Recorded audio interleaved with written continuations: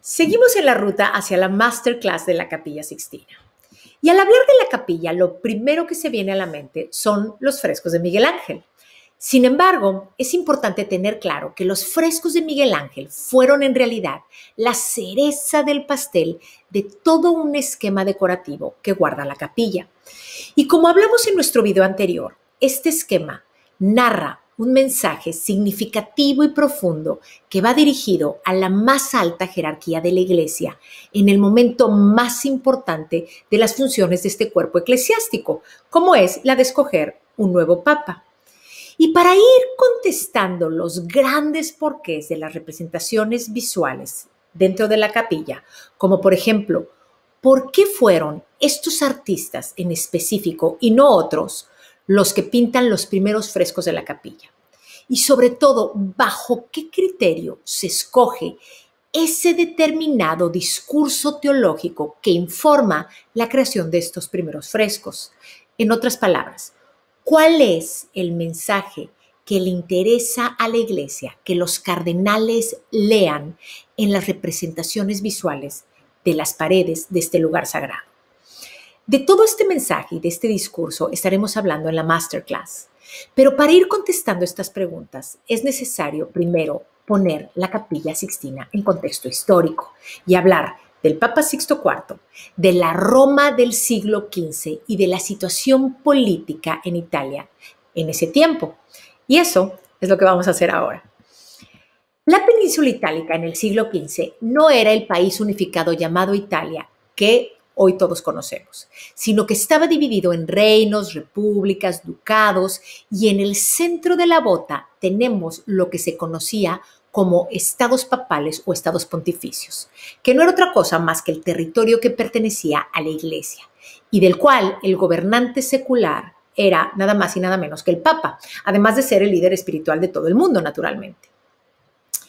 Esta función de gobernante secular obligaba al Papa en turno en muchas ocasiones a ir a pelear al campo de batalla, como cualquier otro gobernante que buscaba defender sus intereses económicos. Y ese fue el caso de este hombre bautizado como Francesco della Rovere, pero que la historia conoce como el Papa Sixto IV. Y el papado de Sixto IV estaría caracterizado por dos grandes objetivos. El primero, el engrandecimiento de su familia, por lo cual incurriría repetidamente en el nepotismo. Y el segundo, el engrandecimiento de los territorios papales para que fueran gobernados por su familia, es decir, por sus sobrinos. En italiano, nipote, de ahí nepotismo. Estos sobrinos pertenecían a las familias de la Rovere y Riario, y varios de los cuales fueron investidos por Sixto IV como cardenales, es decir, papas potenciales para el futuro.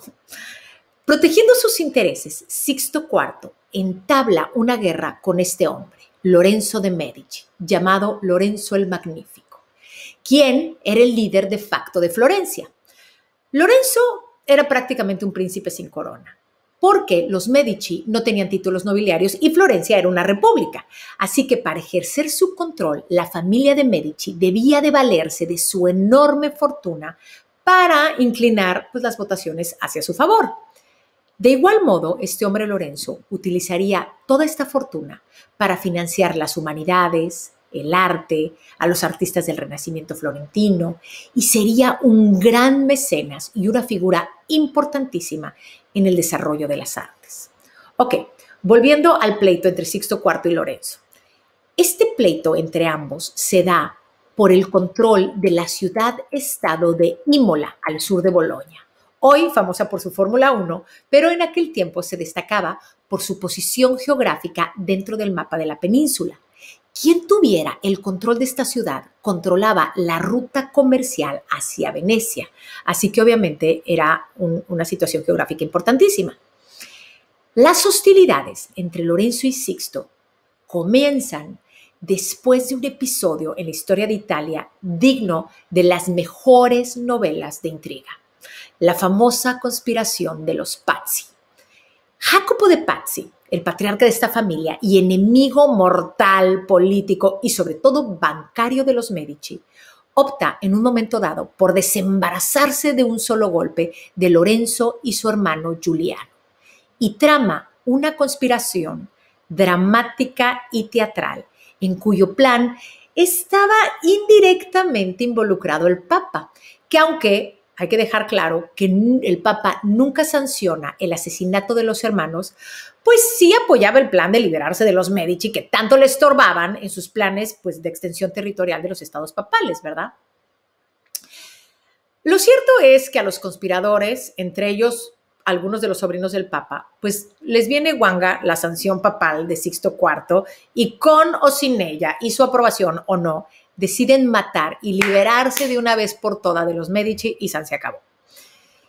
El plan inicial era el de envenenar a los Medici durante un banquete, pero no pudo ser llevado a cabo porque Giuliano no se presenta a la fiesta.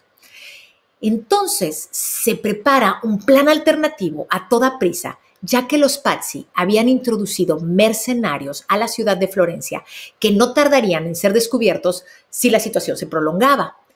Y eligen, por lo tanto, como escenario para realizar la ejecución nada más y nada menos que la catedral de la ciudad, Santa Maria del Fiore, que dicho sea de paso, estrenaba entonces su famoso Duomo hecho por Brunelleschi. Total que los conspiradores deciden que el mejor momento para llevar a cabo su plan de apuñalar a los hermanos Medici sería precisamente durante la misa del domingo de Pascua, la mañana del 26 de abril de 1478, frente a miles de feligreses que asistían a la celebración de la Santa Misa. Se da la señal. Los conjurados se abalanzan puñal en mano sobre Giuliano y Lorenzo, logran asesinar con 19 cuchilladas a Giuliano y dejar su cuerpo ensangrentado sobre el piso de la Catedral de Florencia. Y Lorenzo, aunque herido, consigue escapar con vida y esconderse en la sacristía junto con su esposa y su madre. El pueblo florentino se pone completamente a favor de los Medici, furiosos por el sacrilegio que se comete de ensangrentar el lugar sagrado que es la catedral. Fracasa la conspiración y la respuesta de Lorenzo es contundente y las represalias no se hacen esperar. Vinieron días de locura, corrió sangre en Florencia, de las ventanas del Palazzo Vecchio salían disparados los cuerpos de los culpables, únicamente para caer en medio de la piazza y ser despedazados por toda esta turba florentina, mientras que otros cuerpos, de los más importantes, colgaban de las paredes de la estructura medieval para servir de castigo ejemplar. Esto es lo que le pasaba a aquellos que se metían con los Medici. El fracaso de la conspiración, lejos de acabar con Lorenzo, lo catapultó como líder máximo en la vida política florentina.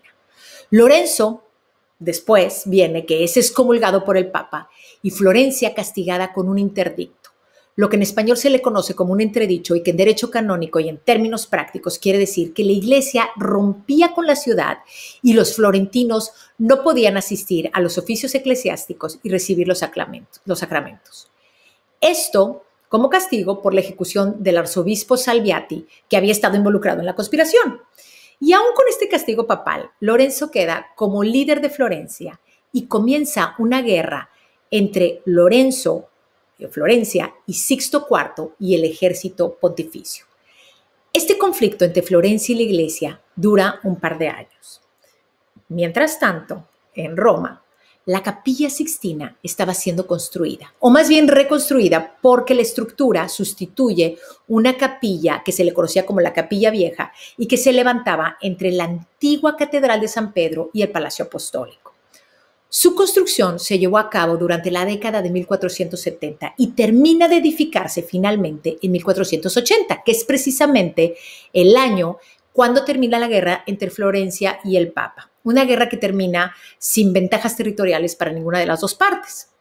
Y en señal de paz y haciendo gala de su habilidad diplomática, Lorenzo de Medici manda desde Florencia un grupo de afamados artistas florentinos para decorar con frescos las paredes de la nueva capilla del Papa. Esta delegación de artistas obviamente no incluye a Miguel Ángel, quien tenía apenas 5 años de edad, pero que va a ser muy amigo de algunos de estos artistas que son de una generación anterior de ellos y competirá con otros.